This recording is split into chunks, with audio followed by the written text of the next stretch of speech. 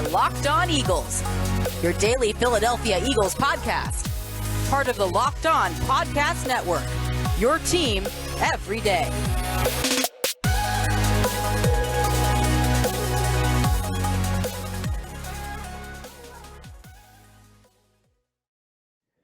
Welcome into a YouTube and Fox 43 exclusive edition of Locked On Eagles. I'm your host, Louis DiBiase, diving into General Manager Howie Roseman's press conference at the annual NFL owners meetings down in Florida. Howie had a lot to say about what the Eagles have done in free agency, what they intend to do in the NFL draft. He touched on Jalen Hurts as well, investing in him in 2022 and more. We have our takeaways from Howie's press conference today at the annual owners meetings. Was hoping owner Jeffrey Lurie was going to speak with the media, maybe announce something cool for the fans like Kelly Green jerseys coming back in 2023. But it was a lot of good football talk from Roseman, who had some things I agreed with what he said and other things I took issue with. So we're going to dive into it today on, again, this YouTube and Fox 43 exclusive edition of Locked On Eagles. Make sure you subscribe to our YouTube channel and head over to fox43.com for written and video content all throughout the week. And make sure you subscribe to Locked On Eagles on all podcast platforms Monday through Friday. We have an audio and video podcast for you. We're your only daily Philadelphia Eagles podcast. Let's get into some takeaways from today's press conference from Howie, the general manager himself. And he talked about something that I thought was really interesting. He was asked about, what the plan was in free agency, because the Eagles, they made a nice move yesterday signing linebacker Kazir White, formerly of the Los Angeles Chargers. But before that, they made the big move to start free agency that Monday of the tampering window in Hassan Reddick, the pass rusher formerly of the Carolina Panthers. And then after that, they really only made in-house extensions, brought in Zach Pascal, but, people don't expect him to be the answer as that wide receiver 2, wide receiver 3 with Devontae Smith and Quez Watkins. And that was really all they had done. Outside of that, we just heard a lot of reports about the Eagles being interested in players, but nothing ever came to fruition. Of course, again, Kazir White yesterday, I think, is a really good signing, but they've been quiet for the most part throughout free agency. So were the in-house moves always the plan? Were extensions for Howie Roseman always the plan? You know what I mean? And I'm not sure if necessarily they were. I don't think they were. I'm somewhere in the middle here. I took issue with Roseman kind of justifying things the same way the media did on that Saturday that brought back Fletcher Cox. At the same time that they brought back Cox last Saturday morning, a ton of reporters around that same period made a point about how the Eagles' mid-season contract extensions for Josh Sweat, for Avonte Maddox, for Dallas Goedert, Jordan Mailata, essentially, I think the entire 2018 draft class outside of Matt Pryor received contract extensions. And Howie kind of said the same thing they all did for verbatim on Monday, that it's clear to me that Howie was probably the one spreading that narrative last Saturday, that the whole plan all along was for the Eagles to spend most of their money in-house, and a lot of those mid-season moves were going to dictate their free agency. Because Howie said the exact same thing today to the media, and to me, it's not a coincidence, considering Howie's track record of, leaking things, and he likes to talk to the media for sure and change some perspectives. And to me, that is exactly what happened here. They were not happy with what the perspective was, that players maybe didn't want to come to Philadelphia over other destinations. And I think he was trying to do a lot of justifications here. And while, again, he's not wrong, a lot of what he's saying is true, since they've always had good free agent discipline, and they did want to lock up a lot of those core pieces. Jordan Mailata is your franchise left tackle. Josh Sweat's going to be your future, top defensive end, or your second one with Hassan Reddick and maybe whoever you draft. And, Avonte Maddox is a long-term piece in the slot at cornerback, Dallas Goedert at tight end. So he wasn't wrong. This team has always been disciplined with external free agency since the Dream Team in 2011. And the draft was always going to be the main focus of building this core for the long term. But at the same time, I think they were more aggressive than he was leading on today. In the way that justification came out last Saturday, it sounded again like trying to control the narrative and say, this was the plan all along. And I'm somewhere in the middle here. I think most of it was the plan, and especially the draft was going to be the huge investment of the offseason. But I do think Howie Roseman made a number of pursuits for big free agents, including safety Marcus Williams, formerly of the Saints, who signed with the Baltimore Ravens, and Allen Robinson. And I think he tried to trade for Robert Woods, and we know he tried to trade for Calvin Ridley. He made an offer that was competitive for Christian Kirk. And so, none of those things really came to fruition. And now it kind of feels like backtracking of, well, we weren't really trying to do that kind of stuff anyway. So, now everything Howie is saying was incorrect, but I do think at the same time, they did try to do more things in free agency than it seems like they're saying for sure. He did later on, though, kind of admit that they did miss at least on one position at wide receiver. And I thought this was really interesting. So Howie kind of talked about, he was asked if Jalen Hurts, the way he plays quarterback, the way this offense was run, especially in 2021, they ran more than any offense in football. The number one rushing unit, the second half of the year, that rushing attack turned around the season.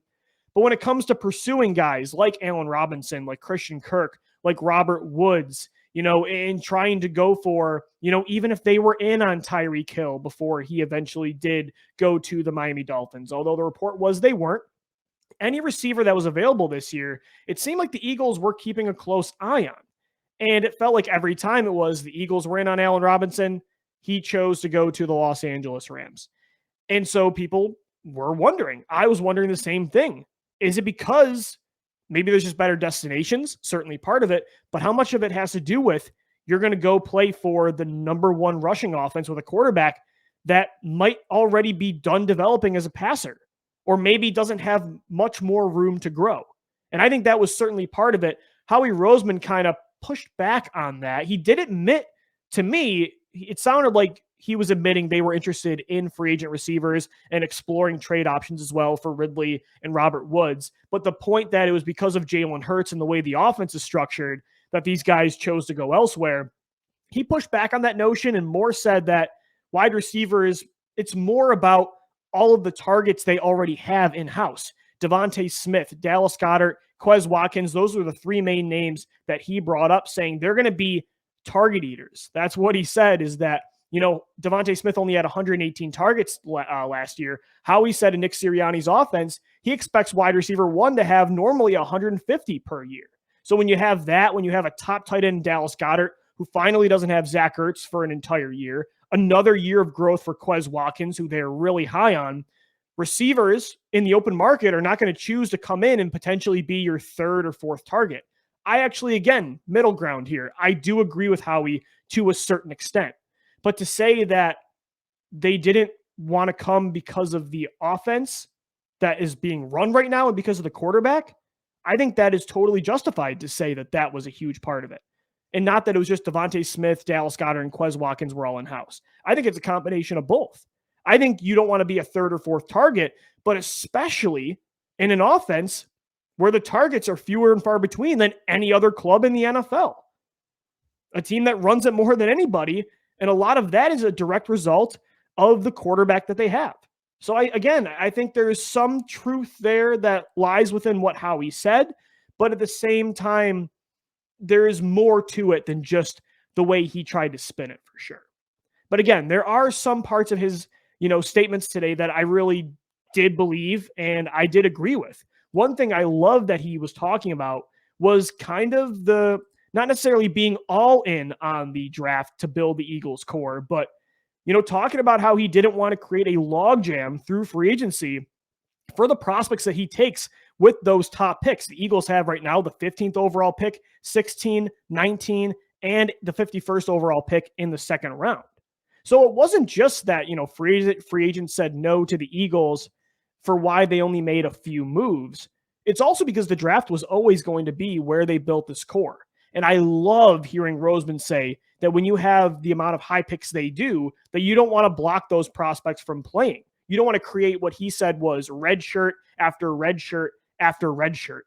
Thank you. I am so glad he said this, because so many people in media circles, with fans as well, this groupthink, general managers say it too, analysts, everybody, that, you never draft for need. You always take care of needs in free agency so you can take the best player available in the NFL draft. And while that is true to an extent, You don't want to fill every need in free agency, especially with Band-Aid signings. To me, that is as irresponsible as going all in on needs through the draft.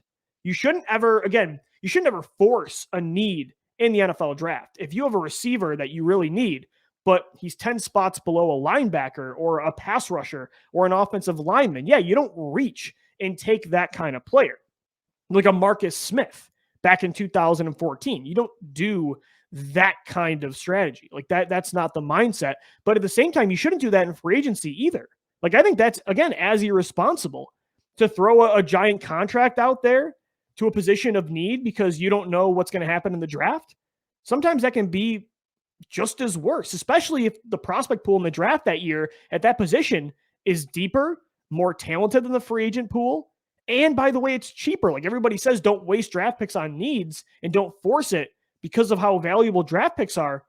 Well, so is money. So is, salary cap space and contracts.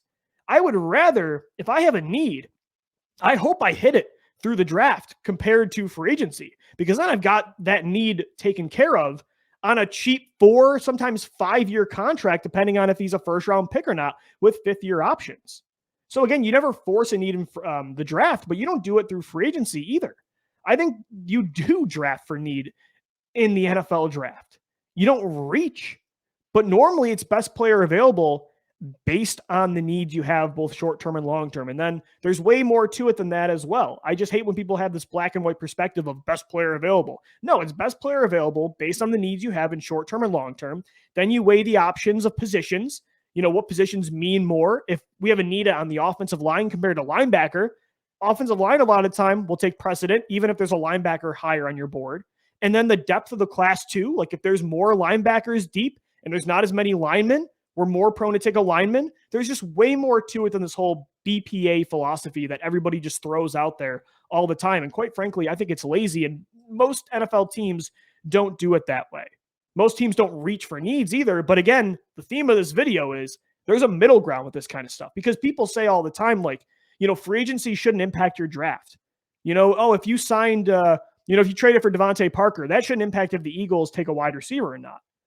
And while that might be right, like if the Eagles signed Xavier Rhodes or Patrick Peterson to a 1-year contract, or Steven Nelson again to be the third corner with Darius Slay and Avonte Maddox, yeah, that shouldn't stop you from taking Kyer Elam in the first round, or Andrew Booth, or, trading up, God forbid, for Ahmad Gardner from Cincinnati. So yeah, that shouldn't dictate things. But at the same time, if you sign a player or trade for a player that at a position you expect them to start at for multiple years, and you have other players at that same position in the same boat, you don't just draft high in the draft a best player available that happens to be at that position just because they're the best player on the board, and then create this logjam where somebody isn't playing and it's kind of a waste of those investments. That to me doesn't make any sense either. Like, yeah, you don't force a need, but you don't force BPA either. If I have 3 young, like at linebacker right now, Kazir White, the Eagles linebacker they just signed yesterday from LA, he's a 26-year-old player. And yeah, it's only a 1-year deal. And again, rentals normally, that's the part that free agency with rentals shouldn't dictate what you do in the draft. But when you have now a 26-year-old linebacker in Kazir White, who showed he had a career year last year, so did Davian Taylor, who you invested a 3rd-round pick in 2 years ago. That was seen as a high pick for him because you believed in his upside, and he showed flashes last year. And the steps TJ Edwards took, I'm not saying don't take a linebacker in the first round, but, that makes that, like when they had a cornerback issue a couple years ago where they had Sidney Jones and Rasul Douglas and Avonte Maddox and Jalen Mills and Ronald Darby. When you have 5 guys, you're trying to find out who's part of your long-term future. I think even though none of that worked out for any of those players, taking a corner in the first round at that time, hindsight's 2020, now it would have made sense. But back then, when you're trying to figure out what you have in a 2nd-round pick, a 3rd-round pick, another guy you traded a 3rd-round pick for, Avonte Maddox was a 4th-round selection. I mean, when you have all of those players, you don't just go BPA if it's corner. So I'm really glad that Howie said, something like that, and talking about how you don't want to create a logjam, kind of like what I'm laying out here, especially when you have picks in the 1st and 2nd round. You have 4 of them. You shouldn't, you can redshirt 1 or 2 like Landon Dickerson last year before he had to play, but if you have 4 picks in the first 2 rounds and 3 of them have to be on the bench because you signed Derek Barnett back and you're forcing him on the field, or because, you brought in all these different players through free agency, that's to me, like, you want your rookies out there, especially when you're on the Eagles timeline where you're trying to go long term. So I'm really, really glad he mentioned that, because there's just so much of the same verbatim of, BPA, free agency shouldn't dictate what you do in the draft and deal with needs and free agency and not the draft. It's like, no, that is just not true. There's a middle ground to both. You have to be controlled and disciplined through both avenues of talent acquisition. Howie Roseman did talk about as well the quarterback position. He mentioned Jalen Hurts once again committing to Hurts being the quarterback in the 2022 season, saying pretty much what he said all offseason long, that he is the guy, that they want to build around him and give him every opportunity to reach his potential. Again, he didn't say he has reached that potential. He did say, he's excited about what Hurts said he needs to work on this offseason. He's always been realistic with Jalen, but he did commit to him once again. Now, again, take it with a grain of salt, because this is after Russell Wilson and Deshaun Watson were traded, and the Eagles were interested in both, and they still could be interested in the 2022 quarterback class. But at the same time, I do believe that this is the way it's going to go, that they're going to give him every opportunity to be the guy in 2022.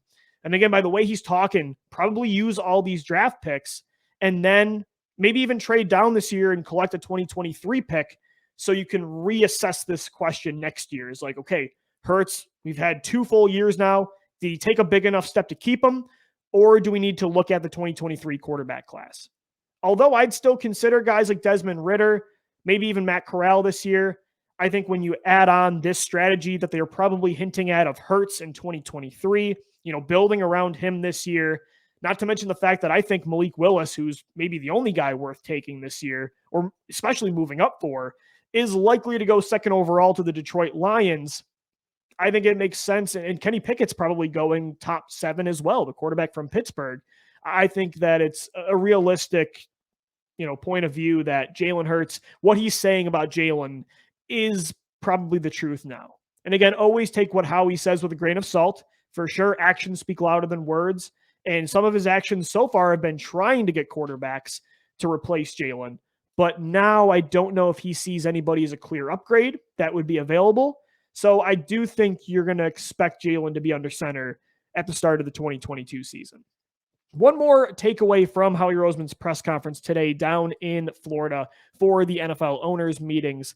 Like I just kind of hinted, I think Howie Roseman is going to keep all his draft picks. Regardless of, why they didn't have a big free agent period, the fact is they didn't have one. They only had one multiple year signing. Hassan Riddick. Zach Pascal, 1-year contract. Kazir White, I think, could be one of those next Howie famous special, mid-season contract extensions. But the fact of the matter is, right now, he's only on a 1-year deal. Only Hassan Riddick signed a deal over 2 years. So, again, why that is, you just heard, we've been diving into that for a couple weeks now. But it's true that they didn't really add a lot in free agency. And when you see that, and when you think about them, maybe trying to move down and collect a 2023 asset, that could be possible. But I don't think that they're trying to trade up for anybody. And I think Howie Roseman today sounded like a guy that's going to keep all his picks, like talking about not wanting to create a logjam when you have 4 picks. Like, you don't say that maybe if you intend to only have 2 of them. So he talked again about building a foundation, about not moving young pieces and draft picks to go all in right now. That sounds like a guy to me that, again, Roseman, throughout his tenure as general manager with the Eagles over the last decade, there's only been like 1 or 2 times that he's ever stayed at the actual pick that they should have been at without trading up or down the board, or even during the season, moving first-round picks and trading players for them and et cetera. He's only done it a few times, but this year is a different situation. They're rebuilding for the first time in a long time. They're really committing to building a young core. And again, they're aggressive. That doesn't mean they haven't been aggressive, but it's somewhere in the middle. Like, they're not going to be the Rams and F them picks and, trade everything away. And I think, they could consider a move up, maybe a small one. They could try to trade down and collect a first next year. but I think Howie Roseman wants to have at least 3 of those 4 picks on day 1 and day 2, and I wouldn't be surprised if he has all of them, which will make for a very exciting day 1 and day 2 of the 2022 NFL Draft. All right, guys, so those are my takeaways from Howie Roseman's press conference today down in Florida for the NFL owners' meetings. We got a podcast dropping for you all throughout the week, Monday through Friday. Subscribe to Locked On Eagles wherever you get the show. We're available in video form as well on YouTube. Also, videos like this on YouTube all throughout the week on fox43.com as well. And I'm also writing for Fox weekly articles on your beloved birds. Follow us on Twitter as well at Locked On Birds and at DiBiase LOE. As always, thank you for watching, and let's go Birds.